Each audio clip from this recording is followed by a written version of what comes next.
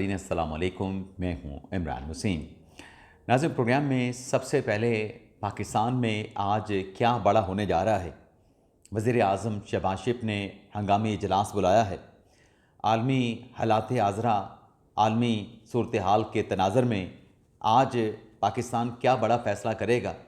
और उस फ़ैसले के रिपरकशन क्या होंगे, एक तो ये डिटेल आपके साथ हम शेयर करेंगे। दूसरा, तहरीक लब्बैक से मुतल्लिक़ सुप्रीम कोर्ट से एक बड़ा अहम फ़ैसला चीफ जस्टिस याहिया अफरीदी के बेंच से सामने आया है। इस फ़ैसले की तफसीलात पर भी आप नाज़रीन के साथ हम बात करेंगे और इन दोनों ख़बरों की डिटेल्स आपकी खिदमत में पेश करने के बाद जो ईरान इसराइल जंग है, इस जंग को लेके जो कशीदगी ने पूरे ख़ित्ते को बल्कि पूरी दुनिया को अपनी लपेट में ले रखा है, तो अब नज़रें इस बात पे टिकी हैं कि ईरान इसराइल जो जंग है, इसका सीज़ फायर कैसे होगा, ये जंग बंदी कैसे होगी। तो ईरान इसराइल जंग बंदी से मुतल्लिक भी एक अहम ख़बर है, उसकी तफसीलात भी प्रोग्राम में आगे चल के आपके साथ हम शेयर करेंगे। कुछ और भी अहम डेवलपमेंट्स हुई हैं, लेकिन प्रोग्राम का आगाज़ करने से पहले आपसे दरख्वास्त के चैनल को सब्सक्राइब कर लें, बेल आइकॉन का बटन प्रेस करें। वीडियो पसंद आए तो इसे लाइक और शेयर ज़रूर कीजिएगा। सबसे पहले नाज़रीन बात कर लेते हैं। वज़ीर आज़म शहबाज शरीफ ने आज आलमी हालात आज़रा के तनाज़र में हंगामी इजलास बुलाया है, जिसमें न सिर्फ वज़ीर आज़म होंगे बल्कि वफाकी जो महकमों के सरबराहान हैं, सेक्रेटरीज़ हैं, मुतल्लिका जो मिनिस्टर हैं वो शरीक होंगे, बल्कि इसके साथ साथ जो चारों सूबों के जो वज़रा आला हैं वो भी शरीक होंगे। सुहेल अफरीदी को भी इस इजलास में बुलाया गया है। आज़ाद कश्मीर के वज़ीर आज़म को भी इस इजलास में मदऊ किया गया है और इस इजलास में मौजूदा जो सूरत हाल है उस पर गौर व खौज़ किया जाएगा कि इस कशीदगी के जो दुनिया की इकॉनमी पे असरात पड़ रहे हैं और जो इस कशीदगी की वजह से पाकिस्तान की जो मईशत है दबाव में आई है, तो कफ़ायश शुआरी से मुतल्लिक़ क्या इक़दामात उठाए जा सकते हैं। आवाम की जो मुश्किलात हैं वो मुश्किलात कम से कम आवाम पे ट्रांसफ़र हों, पास ऑन हों, उसके लिए क्या फ़ैसले लिए जा सकते हैं, क्या इक़दामात उठाए जा सकते हैं। तो इस पर प्रपोज़ल के ऊपर, तजावीज़ के ऊपर गौर होगा। एक्सपेक्टेड है कि आज ये जो इजलास होने जा रहा है उसमें शायद कोरोना तर्ज का लॉकडाउन लगाने का फ़ैसला हो कि स्कूल कॉलेजेस की बंदिश कर दी जाए और जो दफातर हैं उनका जो काम है वो वर्क फ्राम होम से जो है ये पॉलिसी या इस प्रपोज़ल को अडॉप्ट किया जाए। लेकिन नाज़रीन, आपको ये बता दें कि जो पाकिस्तान में पेट्रोलियम मसनूआत की कीमतों में इजाफा हुआ, अभी पाकिस्तान के पास पुराना स्टॉक पड़ा था और वो बिकने से पहले ही कीमतें यहाँ पे बढ़ा दी गई। उसकी एक रीज़न भी है और वो रीज़न सॉलिड भी हो सकती है, वैलिड भी हो सकती है। लेकिन इस वक्त जो आलमी मार्केट में पेट्रोलियम मसनूआत की कीमतों में जो मज़ीद इजाफा हुआ है, यानी पाकिस्तान में जो इजाफा हुआ वो इजाफा किया गया $80 पे। जब पर बैरल की कीमत $80 पे पहुंची तो यहाँ पे ₹55 बढ़ा दिया गया। इस वक्त नाज़रीन, आलमी मार्केट में जो पेट्रोलियम मसनूआत की कीमतें हैं वो $112 को भी क्रॉस कर चुकी हैं। यानी जो पेट्रोल बम फटा है, आइंदा आने वाले दिनों में ये पेट्रोल बम मज़ीद फटने जा रहा है। अवाम पे मज़ीद जो है वो बोझ डाला जाएगा। लेकिन यहाँ पर हुकूमत से ये मुतालबा होना चाहिए कि जैसे आपने फौरी तौर पे पेट्रोलियम मसनूआत की कीमतों में इजाफा किया है, जिसका इम्पैक्ट अशिया खुर्दोनोश पे भी आएगा, ट्रांसपोर्टेशन पे भी आएगा, खाद पे भी आएगा, बाकी चीज़ों पे भी आएगा। जब आलमी मार्केट में कीमतें कम हों तो इसका रिलीफ भी आवाम को फौरी तौर पे फराहम किया जाए। फिर ये लेतो लाल से काम लेना, ये बहाना बनाना कि चूँकि हमने महंगा ख़रीद रखा है, जो सस्ता है वो 1 माह के बाद आएगा, तो 1 माह के बाद आवाम को ये रिलीफ पास ऑन किया जाएगा, तो ये कोई एक्सेप्ट नहीं करेगा। फिर आपकी दलील, अगर आप पड़े स्टॉक के ऊपर कीमत बढ़ा रहे हैं तो पड़े स्टॉक पे आपको कीमत कम भी करना पड़ेगी। लेकिन इसके साथ साथ वज़ीर आज़म शहबाज शरीफ साहब ने जो इजलास बुलाया है उसमें एक चीज़ के ऊपर भी गौर किया जाए, इस नुक्ते पे भी गौर किया जाए। जब आप आवाम से कुर्बानी मांग रहे हैं तो जो एलीट तबका है, नवाजा हुआ तबका है, जिसकी मरात हैं, पग्स हैं, उनसे भी कुर्बानी ली जाए। जिसका 500 लीटर महाना का तेल है, जिसका 1000 लीटर महाना का तेल है, जिसका 2000 लीटर महाना का तेल है, उस पर भी कट लगाया जाए और आवाम को कोई रिलीफ दिया जाए, माली सपोर्ट फराहम की जाए। और इसके साथ साथ एक और चीज़ भी जो मैंने आपको बतानी थी वो ये है कि लॉकडाउन के दौरान ये जो चीज़ें महंगी हो रही हैं, जो प्राइवेट तबका है वो जो पीसेगा उसके लिए हुकूमत क्या रिलीफ फराहम करेगी। सरकार के मुलाजमीन को तो हुकूमत शायद कोई पैकेज दे दे, कोई रिलीफ दे दे, कोई अलाउंस दे दे, जो प्राइवेट सेक्टर में बैठे हैं लोग, उनके तो प्राइवेट सेक्टर वाले तनख्वाहें नहीं बढ़ा रहे, उनके लिए क्या फ़र्क पड़ेगा। अब नाज़रीन आ जाते हैं सुप्रीम कोर्ट से जुड़ी जो अहम खबर है। खबर नाज़रीन ये है कि आप जानते हैं कि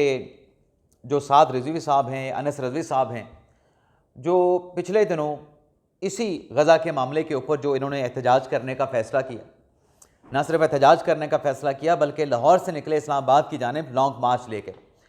अब मुरीदके में इन्होंने पड़ाव डाला था और मुरीदके में जब इनसे कहा गया कि आप मौजूदा हालात में ये सब कुछ ना करें और अपना लॉन्ग मार्च आप पोस्टपोन कर दें, लेकिन ये मुज़ाकरात में ये बात तय नहीं हो सकी, रजामंदी नहीं हो सकी। फिर जब हुकूमत की तरफ से क्रैकडाउन किया गया तो अलामा साद रिजवी और अलामा जो अनस रिजवी हैं, उस क्रैकडाउन में वो धरना, वो लॉन्ग मार्च को वाश आउट कर दिया गया, उसको ख़त्म कर दिया गया क्रैकडाउन के ज़रिए। लेकिन ये दोनों भाई उस वक्त से मंजर आम से गायब हैं,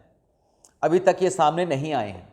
अब ये भी पता नहीं ये किसकी कस्टडी में हैं, किसके पास हैं, कहाँ पे छुपे हुए हैं। लेकिन सुप्रीम कोर्ट में जो इनके वालिद हैं मरहूम साद रिजवी साहब के, अनस रिजवी साहब के खादम हुसैन रिजवी साहब,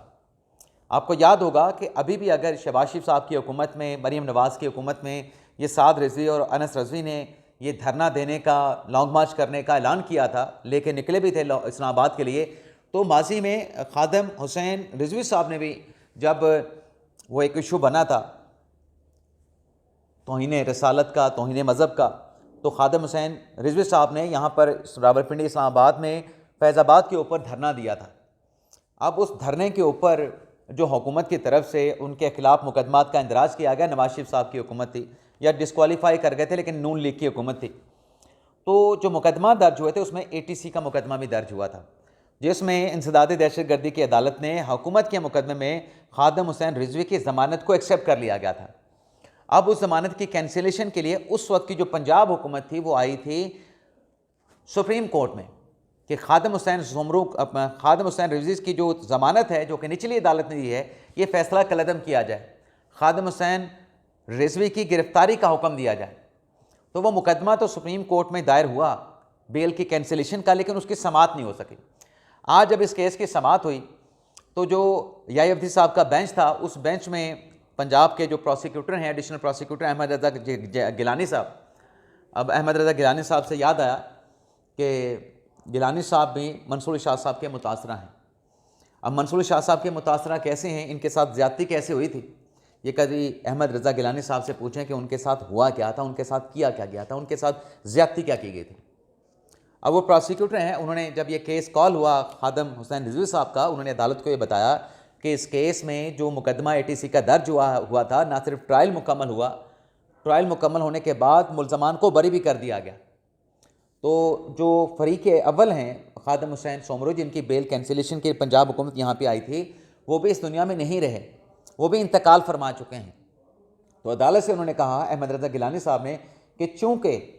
ये मामला गैर मौसर हो चुका है तो लिहाजा इसके ऊपर कोई एडजुडिकेशन करने का कोई फ़ायदा नहीं, जिस पर अदालत ने ये मुकदमा गैर मौसर होने की बुनियाद के ऊपर खारिज कर दिया। अब यहाँ पे जैसे हमने आगाज़ में बात की कि साद रिजवी, अनस रिजवी कहाँ पे हैं, तहरीक लब्बैक पर तो उस प्रोटेस्ट की वजह से, उस लॉन्ग मार्च की वजह से पाबंदी लगा दी गई, लेकिन दोनों भाई अभी तक मंजर आम से गायब हैं और वो कहाँ पे हैं किसी की कोई ख़बर नहीं। इसके साथ साथ नाज़रीन अब आ जाते हैं ऑपरेशन ग़ज़ब-ए लिल-हक़ की मुख्तसर सी बात कर लेते हैं। नाज़रीन अब तक की जो पाकिस्तान की फ़ोर्स ने वहाँ पे कार्रवाइयाँ की हैं, कोई 583 जो दहशतगर्द हैं तालिबान के करिंदे वो हलाक हुए हैं, 795 ज़ख्मी हुए हैं, 213 जो उनकी अपने जो टैंक्स वगैरह थे वो तबाह किए गए हैं, 644 ऐसी लोकेशंस हैं जिन्हें पाकिस्तान की एयरफोर्स ने अफ़गानिस्तान के अंदर जाके टारगेट किया है, निशाना बनाया है। 242 चेक पोस्टें तबाह की गई हैं, 38 चेक पोस्टों पे पाकिस्तान की अफवाज ने कब्ज़ा कर रखा है, अपने तहवील में ले रखी हैं। लेकिन यहाँ पे एक और ख़बर नाज़रीन ये सामने आई है कि जो नूर वली मसूद हैं, जो कि दहशतगर्द हैं, अब पाकिस्तान का मौक़िफ़ क्या है अफ़गानिस्तान के ख़िलाफ़, अफ़गान तालिबान के ख़िलाफ़, कि इन्होंने दहशतगर्दों को पनाह दे रखी है, दहशतगर्दों के सहूलतकार बनी हुई है तालिबान की हुकूमत। अब कल हामिद अमीर साहब ने यह ख़बर दी कि नूर वली मसूद, उनके साथ गुल बहादुर जो टेररिस्ट हैं और जो बशीर ज़ेब हैं, इनको अफ़गान तालिबान की हुकूमत ने जो ग्रीन जोन है काबल में, यानी जो डिप्लोमेट एरिया है, वहाँ पर इन तीनों दहशतगर्दों को पनाह दे रखी है। और इनकी पनाह की वजह से जो प्रोटेक्शन तालिबान हुकूमत की नूर वली मसूद के लिए है, हाफिज़ गुल बहादुर के लिए है, बशीर ज़ेब के लिए है, इससे जो ये हसास तरीन इलाका है, हसास तरीन इलाका जो है वो ख़तरे में आ गया है। और जो डिप्लोमेटिक इनक्लेव में जो सुफरा हैं, जो उनकी रिहाइशें हैं, वो भी ख़तरा महसूस कर रहे हैं। अब देखते हैं, ये शायद इसलिए वहाँ पे पनाह लेके बैठे हैं कि जो पाकिस्तान की एयरफोर्स कार्रवाइयाँ कर रही है, दहशतगर्दों के ठिकाने को दहशतगर्दों के सहूलतकारों के ठिकानों को भी टारगेट किया जा रहा है, तो उन्हें बचाने के लिए, एयरफोर्स की कार्रवाई से बचाने के लिए डिप्लोमेटिक इनक्लेव में ला के बिठा दिया गया। तो ये कितना बड़ा रिस्क जो है वो अफ़गान गवर्नमेंट ने लिया है कि एक तो दहशतगर्द और ये दोहरा ख़तरा है। एक ख़तरा पाकिस्तान अगर गलती से कोई कार्रवाई करता है, वैसे तो कार्रवाई नहीं हो सकती डिप्लोमेटिक इनक्लेव वाले एरिया पे, गैर मुल्की सुफरा होते हैं, और डिप्लोमेटिक एरिया किसी मुल्क का एरिया नहीं होता जिसका वहाँ पे एम्बेसी बनी होती है, वो उस मुल्क का एरिया कंसीडर किया जाता है। दूसरा, इन दहशतगर्दों की वहाँ पे मौजूदगी भी उन डिप्लोमेटिक ऑफिसेस, एम्बेसीज़ के जो सुफरा हैं, जो स्टाफ हैं, उनके लिए भी किसी ख़तरे से कम नहीं है। अब नाज़रीन आ जाते हैं ईरान इसराइल जंग पे बात कर लेते हैं। एक तो नाज़रीन, जैसा कि हमने आपको बताया कि इस जंग की वजह से पेट्रोलियम मसनूआत की जो कीमतें हैं वो $112 तक जो है वो पहुँच चुकी हैं। लेकिन इस दौरान जो ईरान हुकूमत की तरफ से गौर किया गया, उनकी जो मुतल्लिका जो मजलिस ख़बरगान, जिसने आयतुल्लाह ख़ामनई के जो बेटे हैं मुज्तबा ख़ामनई, उन्हें अगला सुप्रीम लीडर बनाने का फ़ैसला किया है। अब इसके ऊपर नाज़रीन जो ख़बर सामने आई है वो ये है कि अमेरिका की तरफ से कहा गया कि इस तैनाती को अभी देखेंगे। सदर ट्रंप की तरफ से कहा गया है कि मुज्तबा ख़ामनई, पहले तो उनकी तरफ से स्टेटमेंट आया था कि जो नया सुप्रीम लीडर की जो नामजदगी होनी है उसमें अमेरिका के साथ भी मुशावरत की जाए। भाई अमेरिका के साथ कैसे मुशावरत हो सकती है? लेकिन अब सदर ट्रंप ने यह कहा है कि ये जो तैनाती हुई है, इस तैनाती को हम देखेंगे। लेकिन साथ में जब पूरी दुनिया से ये सवाल उठ रहा है कि ईरान इसराइल जंग के जो नेगेटिव असरात हैं, दुनिया की तमाम ममालिक की मईशतों पे उसके मनफी असरात पड़ रहे हैं, तो ये जंग ख़त्म होनी चाहिए। तो ट्रंप ने इस जंगबंदी से मुतल्लिक ये कहा कि जंगबंदी करने का जो फ़ैसला है कि ईरान इसराइल जंग कब ख़त्म होगी, सीज़ फायर कब होगा, ये फ़ैसला दुरुस्त वक्त पे हम करेंगे। सदर ट्रंप कहते हैं कि ये फ़ैसला हम दुरुस्त वक्त पे करेंगे, और ये फ़ैसला जंगबंदी का, ईरान इसराइल जंगबंदी का फ़ैसला सदर ट्रंप ये कहते हैं कि इत्तफ़ाक़ राय से होगा, और इत्तफ़ाक़ राय पैदा किया जाएगा इसराइली वज़ीर आज़म नेतन्याहू के साथ। यानी ट्रंप साहब और नेतन्याहू जब एग्री करेंगे तब इस जंग का ख़ात्मा होगा। बाकी इस जंग के नतीजे में ईरान तबाह होता है हो जाए, दुनिया की मईशतें तबाह होती हैं हो जाएं, दुनिया के जो अवाम हैं वो तबाह होते हैं हो जाएं, ये जंग ख़त्म नहीं होगी अनटिल अनलेस, जब तक इस जंगबंदी के ऊपर अमेरिकन और इसराइल का आपस में इत्तफाक़ नहीं हो जाता। वैसे सदर ट्रंप साहब ने तो कह दिया कि देखेंगे, नए सुप्रीम लीडर की तैनाती हुई है, इस मामले को आगे चल के देखेंगे। लेकिन उनके एक करीबी साथी हैं सेनेटर लिंडसे, उनकी तरफ से कहा गया है, एक दावा, एक धमकी या थ्रेट किया गया है कि जो अंजाम ईरान के सुप्रीम लीडर आयतुल्लाह ख़ामनई का हुआ, वही अंजाम नए सुप्रीम लीडर का भी होगा। ये ट्रंप साहब के जो करीबी साथी हैं उनकी तरफ से थ्रेट लगाया गया है। इसके साथ साथ नाज़रीन कुछ और भी ख़बरें सामने आ रही हैं। एक तो ये है कि जो इसराइल ने मशरक़ी लबनान में अपनी फ़ौजें दाखिल की थीं, तो इसराइल की मशरक़ी लबनान में फ़ौजें दाखिल होने पे जो वहाँ पे झड़पों का आगाज़ हुआ है, तो हिज़्बुल्लाह की तरफ से एक इसराइली त्यारा जो है वो मार गिराया गया है। और इसके साथ साथ अज़रबैजान के ऊपर जो हमला हुआ था उस पर ईरान की तरफ से बड़ा वाज़ेह एक स्टेटमेंट आया है, जिसमें ईरानी सदर ने अज़रबैजान के सदर के साथ टेलीफोनिकली रब्ता किया है, और इस टेलीफोनिक गुफ्तगू में ईरान की तरफ से अज़रबैजान को ये बताया गया है कि जो आपके मुल्क में कोई हमला अगर हुआ है तो वह ईरान की तरफ से नहीं किया गया, बल्कि ईरानी सदर ने अज़रबैजान के सदर को ये बताया है कि हमने जो तहकीकात की हैं उन तहकीकात में हमारी तरफ से कोई हमला नहीं हुआ। ये हमला कहाँ से हुआ है, ये अज़रबैजान जो है इसका खुद जो है वो पता चला सकता है। इसके साथ साथ नाज़रीन मुज्तबा ख़ामनई की पैरवी के ऊपर, मतलब उनकी नामिनेशन के ऊपर जो पासदारान इनकलाब है, उन्होंने अपने नए सुप्रीम लीडर के साथ अपनी वफ़ादारी का, उनकी पैरवी करने का ऐलान कर दिया है। और जो नेशनल सिक्योरिटी काउंसिल है ईरान के, उसके जो सेक्रेटरी हैं अली लारजानी, उनकी तरफ से भी स्टेटमेंट दिया गया है कि जो नया सुप्रीम लीडर है वो ईरान को रहनुमाई भी फराहम दे सकता है, और जो हमलों के अंदर उनकी तरफ से कहा कि जो हमले ईरान के ऊपर किए जा रहे हैं, इन हमलों के दौरान जो है मुतल्लिका जो मजलिस ख़बरगान हैं उनकी तरफ से नए सुप्रीम लीडर का जो इंतखाब किया गया है, जो कि कौम की अब इस जंग में जो है वो रहनुमाई फरमाएंगे। बाकी इस जंग की वजह से नाज़रीन पाकिस्तान की जो स्टॉक एक्सचेंज है उसको भी आज बड़ा धचका लगा है। जो 100 इंडेक्स है उसमें बहुत बड़ी कमी देखने को मिली है और इस कमी की वजह से स्टॉक मार्केट में मंदी की वजह से इसमें 1 घंटे का वक्फा किया गया और 1 घंटे के वक्फे के बाद दोबारा स्टॉक एक्सचेंज को जो है वो ओपन किया गया है। इजाज़त चाहते हैं नाज़रीन। पाकिस्तान जिंदाबाद।